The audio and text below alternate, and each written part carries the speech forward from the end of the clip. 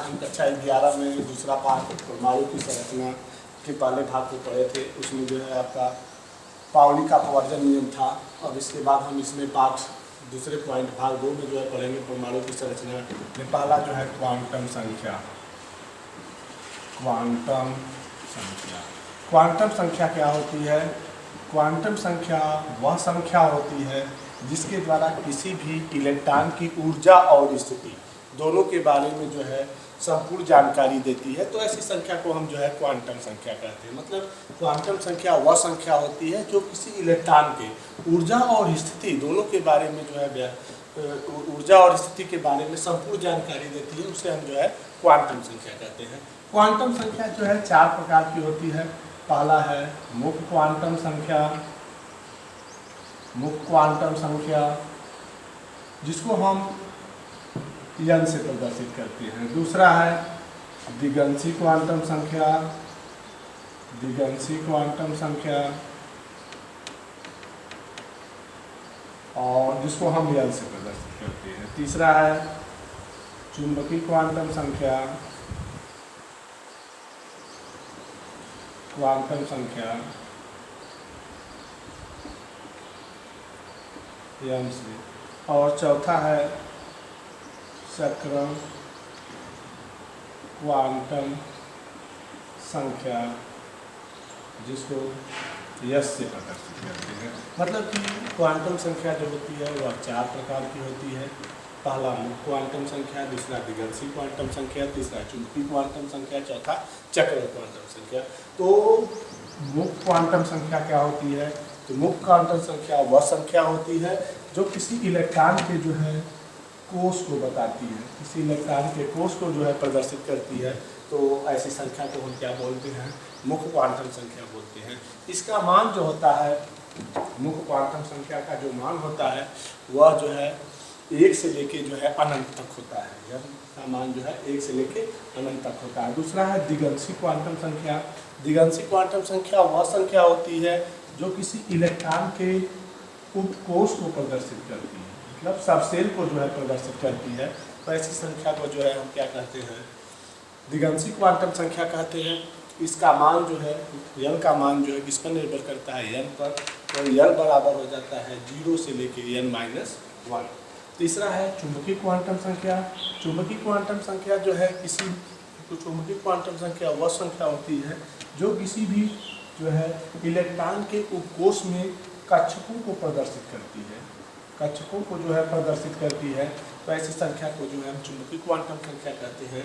और इसका जो मान होता है वह l के मान पर निर्भर करता है। मतलब +l से लेके -l या -l से लेके +l। चौथा है चक्रण क्वांटम संख्या। चक्रण क्वांटम संख्या वह संख्या होती है जो किसी इलेक्ट्रॉन के स्पिन मतलब गति को बताती है, मतलब चक्रों को बताती है, जो है चक्रों को बताती है। मतलब यदि जो दक्षिणावर्त में घूमता है उसके लिए s बराबर +12 और जिस इलेक्ट्रॉन के लिए जो है वो वामावर्त के लिए जो है घूमता है तो उसके लिए जो है हम क्या कहते हैं? -12 कहते हैं। तो मुख्य क्वांटम संख्या 4 प्रकार की होती है। इन्हीं के आधार पर जो है हम इस पर जो है सवाल क्वांटम संख्या निकालेंगे। कैसे निकालेंगे?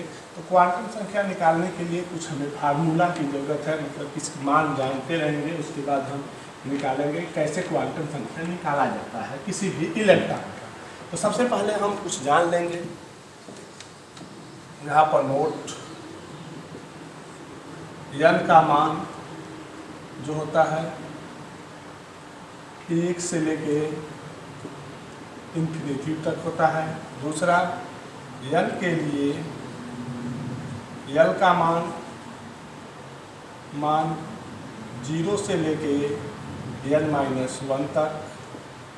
तीसरा है l के लिए m का मान +l से लेके -l या -l से लेके +l तक या 2l+1। और लास्ट है l के लिए m का मान, s का मान जो होता है प्लस हाफ और माइनस हाफ होता है। तो ये हमें ध्यान देना है, सूत्र है। इसी के आधार पर हम जो है सवाल लगाएंगे। जैसे यल का मान 1 2 3, इसके लिए यल के लिए यल का मान ए है, यल के लिए एम का मान ए है, और एस का मान जो है प्लस हाफ और माइनस हाफ आता है। तो सबसे पहले जब हम इस पर सवाल अब लगाते हैं, जैसे पहला क्वेश्चन हो जाएगा, ध्यान देंगे, पहला क्वेश्चन हो जाएगा कि सोडियम परमाणु के, प्रश्न है सोडियम परमाणु के अंतिम कोश, सोडियम परमाणु के अंतिम इलेक्ट्रॉन के लिए चारों क्वांटम संख्या ज्ञात कीजिए। ये जो है सवाल है आपका। तो सबसे पहले हम क्या करेंगे इसको करने के लिए, तो सबसे पहले सोडियम का हम इलेक्ट्रॉनिक विन्यास करेंगे। सबसे पहले क्या करेंगे, सोडियम का इलेक्ट्रॉनिक विन्यास। तो सोडियम का इलेक्ट्रॉनिक विन्यास 1s2 2s2 2p/6 और 3s1। ये है अंतिम इलेक्ट्रॉन जो है क्या है 3s1। तो 3s1 के लिए क्या करेंगे, के लिए इसी का हमें निकालना है चारों क्वांटम संख्या। तो n बराबर, n किसको प्रदर्शित करता है, कोष। इसमें कितना कोष है 3, कोष की संख्या 3 हो गई। फिर यल का मान, n के लिए यल का मान क्या होता है 0 से लेके n-1। तो 0 1 2 ये हो गया। लेकिन ये किस कक्षक में है, यस कक्षक में है, इसलिए इसका मान क्या हो गया 0। फिर यम के लिए जब यल का मान 0 है तो यम का मान भी जो है 0 हो जाएगा। और यस बराबर कितना इलेक्ट्रॉन है, 1 इलेक्ट्रॉन है, इसलिए इसका मान क्या होगा प्लस हाफ। ये जो है, तो इसको निकालने के लिए सबसे पहले क्या करते हैं, कोष की संख्या जो होती है निकाल लेते हैं। फिर कोष के बाद जब हम निकालते हैं जो है, इसके बाद चुंबकीय द्विगंशी क्वांटम संख्या, तो हम ये देखते हैं कि यह किस कोष में है। तो यस कोष के लिए यल का मान और यहाँ पर कोष के लिए क्या है, यदि यल का मान 0 है तो यस कोष है, 1 है तो पी कोष है, 2 है तो डी कोष है, 3 है तो एफ कोष है। हमें याद रखना है। तो अब यल बराबर 0 हो गया। तो जब यल का मान 0 है तो एम का मान भी जो है क्या हो जाएगा 0।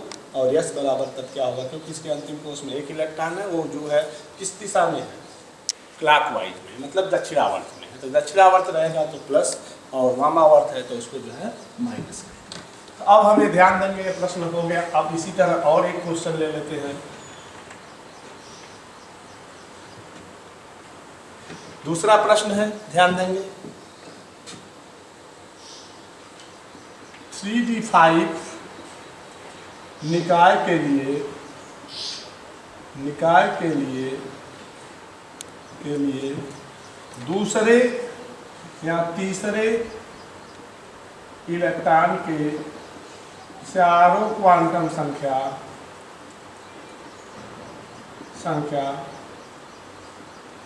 का मान ज्ञात कीजिए।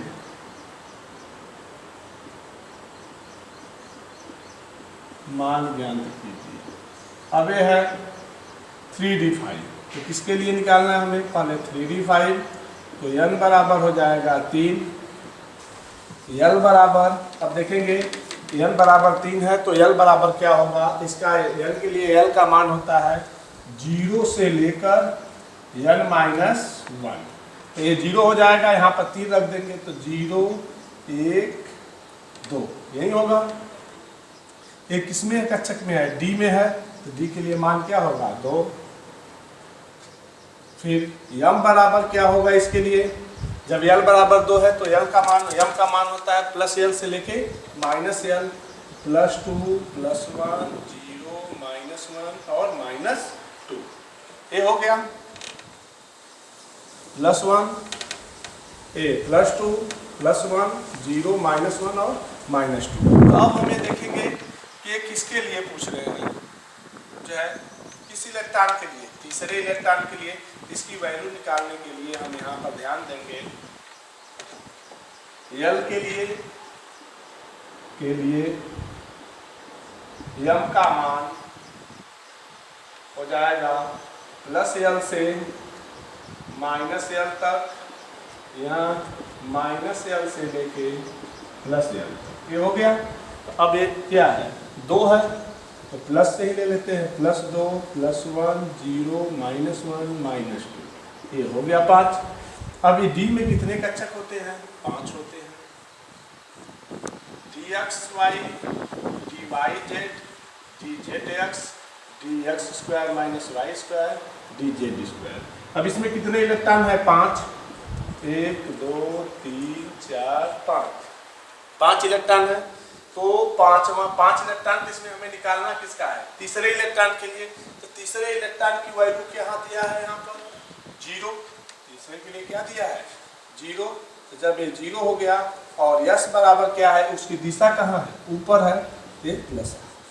ये जो है 3D 5 के लिए चारों क्वांटम संख्या का मान है। इसमें ध्यान देंगे, इसके पहले हम जो है ये बात बताए हैं कि यल के लिए क्या मान है, यल के लिए क्या मान है, यम के लिए क्या मान है और यस के लिए क्या है। तो ये इतना हमें ध्यान देना है कि यन जो है, जो मुख्य क्वांटम संख्या है वह कोष को बताएगी, यल जो है उपकोष को बताएगी, यम जो है उपकोष में जो कक्षक होंगे उसको बताएगा, और यस जो होता है जिसका नाम है चक्रण, वो जो है आपका दिशा को बताएगी, स्पिन को बताएगी, मतलब किस दिशा में इलेक्ट्रॉन का है। यदि दिशा उसका वामावर्त में है, क्लॉकवाइज है, तो वामावर्त में, और जो है माइनस में, और यदि दक्षिणावर्त में है तो वो प्लस में होगा। तो ये जो है हम क्वांटम संख्या पढ़े और क्वांटम संख्या पर आधारित जो है कुछ सॉल्यूशन को हल किए।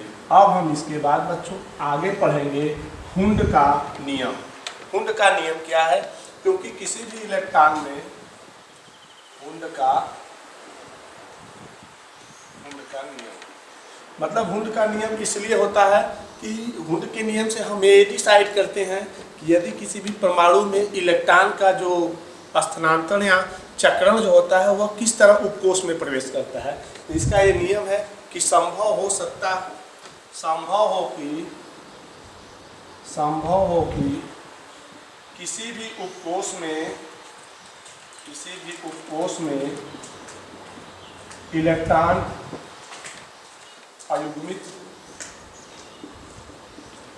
अयुग्मित होते हैं,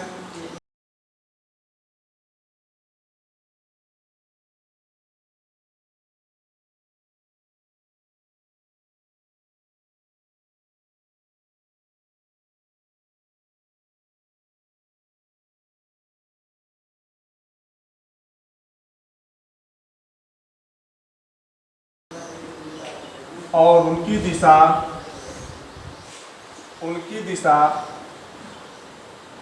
समदिश होती है। इसका हमारे कहने का तात्पर्य यह है कि हुंड का नियम वह नियम होता है कि इसमें हुंड के नियम से हम किसी भी कोष में जो है इलेक्ट्रॉन का भराव करते हैं कि कैसे भरा जाता है। तो इसलिए उसके लिए कौन सा नियम दिया गया, हुंड। मतलब जहाँ तक संभव हो कि किसी भी उपकोष में पहले इलेक्ट्रॉन अयुग्मित अवस्था में होते हैं, और जब युग्मित अवस्था में होते हैं उनकी दिशा जो होती है वह समदिश होती है। जैसे उदाहरण के तौर पर हम जो है p ऑर्बिटल में ले लेते हैं, जो है p कोष में ले लेते हैं। तो p कोष में जो है कितने उपकोष हैं, px py और pz, ये 3 उपकोष होते हैं। तो p ऑर्बिटल में कितने इलेक्ट्रॉन हैं, तो यहाँ पर लिख लेंगे p कोष में इलेक्ट्रॉन, और यहाँ पर उपकोष px py और pz। अब यहाँ पर 1 2 3 4 5 6, p में जो है कितने इलेक्ट्रॉन होते हैं, 6, s में 2, एक कोष है और ये इलेक्ट्रॉन है, d में जो है 10 और f में जो है आपके 14। p में कितना है 6। अब यहाँ पर 3 बना लेंगे, दूसरा, तीसरा, चौथा, पांचवा और ये आपका छठवां। अब यहाँ पर ये बना हुआ है, ध्यान देंगे।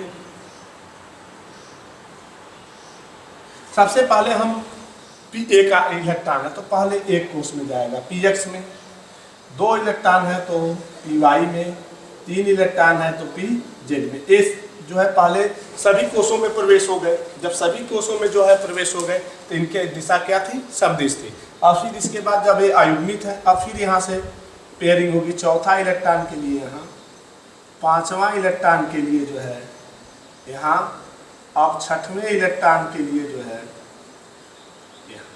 ये हो गया छठवां इलेक्ट्रॉन। तो पहले इस नियम के अनुसार ये बताया गया कि जब किसी भी जो है परमाणु में इलेक्ट्रॉनिक विन्यास करते हैं तो उसके उपकोष के उपकोष में जो है इलेक्ट्रॉन का जो हस्तांतरण होता है एक सीरियल वाइज क्रम में होता है, जैसे यहाँ पर एक सीरियल वाइज क्रम में हुआ है। तो इसको हम जो है हुंड का नियम कहते हैं। इसके बाद जो है एक बहुत इंपॉर्टेंट जो है नियम है जिसके आधार पर हम इलेक्ट्रॉनिक विन्यास करते हैं, उस नियम को बोलते हैं अफबाऊ का नियम। अफबाऊ का नियम क्या है उसको ध्यान देंगे। इसी से 118 एलिमेंट यहाँ तत्व का इलेक्ट्रॉनिक विन्यास किया जाता है। तो सबसे पहले यहाँ ध्यान देंगे अफबाऊ का नियम, ये क्या है ध्यान देंगे। ये अफबाऊ किसी वैज्ञानिक का नाम नहीं है, यह जर्मन के एक शब्द से लिया गया है जिसका अर्थ होता है निर्माण। अफबाऊ जो है शब्द जर्मन भाषा से लिया गया है जिसका अर्थ होता है निर्माण करना या बनाना। निर्माण करना या बनाना मतलब अफबाऊ जो शब्द है वह किसी वैज्ञानिक का नाम नहीं है। अफबाऊ शब्द जो है जर्मन भाषा से लिया गया है जिसका अर्थ होता है निर्माण करना या बनाना। तो बनाना, और इसको जो है इस नियम को हम बोलते हैं अफबाऊ का नियम या जो है निर्माण का नियम भी हम बोलते हैं। मतलब तत्वों का इलेक्ट्रॉनिक विन्यास अफबाऊ के नियम से किया जाता है या जो है अफबाऊ के नियम से है, उसको हम बोलते हैं निर्माण का नियम भी कहते हैं। इसमें बताया क्या गया, अब इस नियम के अनुसार ये बताया गया के अनुसार कि किसी भी जो है कोष के किसी भी परमाणु के कोष में इलेक्ट्रॉन को ऊर्जा के बढ़ते हुए क्रम में रखा गया है। बढ़ते हुए क्रम में रखा गया है मतलब इसमें ये बताया गया है कि जब किसी भी परमाणु के कोष में इलेक्ट्रॉन को जो है हम ऊर्जा के बढ़ते हुए क्रम में रखेंगे। जैसे आपका गिनती है बढ़ते हुए क्रम में 1 2 3 4 5 6 7 8 9 10 इस तरह से बढ़ता हुआ क्रम है। उसी तरह यहाँ पर भी जो है इस नियम के द्वारा क्या करते हैं कि किसी भी परमाणु में इलेक्ट्रॉन को जो है बढ़ते हुए क्रम में जो है क्या करते हैं व्यवस्थित करते हैं। जैसे गिनती को हम जो है बढ़ते हुए क्रम में लिखते हैं। तो अब हमें ध्यान देंगे कैसे बढ़ते हुए क्रम में बनाया गया इस नियम को। तो ध्यान देंगे सबसे पहले हमारे पास जो है 4 कोष होते हैं, जैसे सभी इसके पहले हम बता चुके थे परमाणु ऑर्बिटल में S P D और F। अब यहाँ देखेंगे इसके पास जो है 2 इलेक्ट्रॉन है, इसके पास 6 इलेक्ट्रॉन है, इसके पास 10 और इसके पास 14 इलेक्ट्रॉन। ये जो है आपके इतने इलेक्ट्रॉन है S P D F। तब हमें जानते हैं जब 2 इलेक्ट्रॉन है तो इसमें 1 कोष है, P में जो है 3 कोष है, D में जो है आपके 5 कोष है और F में कितने हैं, F में जो है 7 कोष है। तो इसमें सबसे कम ऊर्जा S की होगी, इसके बाद P की होगी, फिर इसके बाद D की होगी और इसके बाद F की होगी। यही होगा सीरियल। और इनमें कोष भी सबसे कम है, इसमें 1 कोष होगा, इसमें 1 उपकोष होगा, इसमें 1 होगा, इसमें 3 होगा, इसमें 5 होगा और इसमें 7 होगा। यही होगा। तब इसी को हम जो है बढ़ते हुए क्रम में लिखते हैं। तो सबसे पहले हम इस नियम के द्वारा तत्वों का जब इलेक्ट्रॉनिक विन्यास करते हैं तो हमारी आवर्त सारणी में जो है कितने आवर्त होते हैं 7। तो सबसे पहले जो है 1s लिखते हैं पहला, 2s 2p, 1s 2s 2p, 3s 3p और 3d, 4s 4p 4d और 4f, 5s 5p और 5d और 5f, 6x 6p 6d, 7s और 7p। ये जो है हमारे क्रम है। तो सबसे पहले जो यस वाले कक्षक हैं इसमें यस में जो है कितने इलेक्ट्रॉन होते हैं 2। तो यहाँ पर जो है हम सब पर जो है क्या कर देंगे 2 लिख लेंगे, इस पर जो है 6 और इस पर जो है 10 और इस पर जो है 14। अब इनको हम ऊर्जा के बढ़ते हुए क्रम में लिखते हैं। तो सबसे पहले 1s, 1s के बाद 2s, 2s के बाद 2p, 2p के बाद 3s, 3s के बाद 3p, ऊर्जा के बढ़ते हुए क्रम में लिख रहे हैं। s ऑर्बिटल के बाद 3p, फिर 4s, 3d, 4p, 5s। अब 5s के बाद 5p, 5d, d हो गया, 5a हो गया। इसके बाद अब यहाँ पर हम चलेंगे 5d के बाद यहाँ आएंगे 6x से यहाँ चलेंगे यहाँ, फिर इसके बाद इसको, ये ऊर्जा का जो है हमारा बढ़ता हुआ क्रम है। तो इसमें सबसे पहले किसको लेते हैं 1s, 2s, 2p, 3s, 3p, 4s, 3d, 4p, 5s, 5p, 4d के बाद 6x, फिर जो है 4f, 5d, 6p और 7s2, फिर जो है 5f, 6d और जो है 7p। इसी तरह हम जो है ये सभी इसमें हम देखेंगे कि इसी नियम के अनुसार जो है हम पूरा 118 तत्वों का इलेक्ट्रॉनिक विन्यास करते हैं। तो यस में जो है इलेक्ट्रॉन की संख्या कितनी है 2, पी में कितनी है 8, इसमें जो है कितनी है 18, इसमें जो है 32, इसमें जो है आपका 18 और फिर 8। हम जब जोड़ देते हैं 118, मतलब इस नियम के अनुसार 118 तत्वों का जो है इलेक्ट्रॉनिक विन्यास किया जा सकता है। तो सबसे पहले हम कुछ एलिमेंट का जो है शुरू से कर दे रहे हैं। इसी के आधार पर आप जो है 1 से लेकर 118 तक के तत्वों का इलेक्ट्रॉनिक विन्यास जो है आप बाउ के नियम से कर सकते हैं। इस नियम को जो है N+L नियम भी कहते हैं। कैसे करते हैं इलेक्ट्रॉनिक विन्यास, तत्वों का इलेक्ट्रॉनिक विन्यास, तत्वों का इलेक्ट्रॉनिक विन्यास यहाँ ध्यान देंगे। सबसे पहले हाइड्रोजन है, तो हाइड्रोजन का परमाणु क्रमांक 1 है, तो यहाँ पर हम लिख लेंगे 1s1। 2 है हीलियम, तो 1s2। 3 है तो 2 से क्या हो जाएगा 3। लिथियम का है 3, तो 1s2 और 2s1। मतलब ये जो ऊपर लिखा गया वो इलेक्ट्रॉन है, इनका जोड़ जो है आ जाना चाहिए। मतलब इलेक्ट्रॉन मतलब जो परमाणु क्रमांक होता है वह इलेक्ट्रॉनों की संख्या के बराबर होता है। तो मतलब जब इलेक्ट्रॉनिक विन्यास हम करेंगे तो उसके इलेक्ट्रॉन की संख्या किसके बराबर हो जानी चाहिए, उसके परमाणु क्रमांक की। नंबर 4 है बेरिलियम, 1s2, 2s2, यहाँ तक हो गया 4। अब हम 5 में चलते हैं। Boron, 1s2, 2s2, 2p1। फिर इसके बाद कार्बन है 1s2, 2s2, 2p2। ये हम जोड़ रहे हैं ऊपर वाला ये सब, तो ये बराबर आ रहा है, बराबर आना चाहिए। इसी तरह जो है हम 118 एलिमेंट का जो है कर सकते हैं।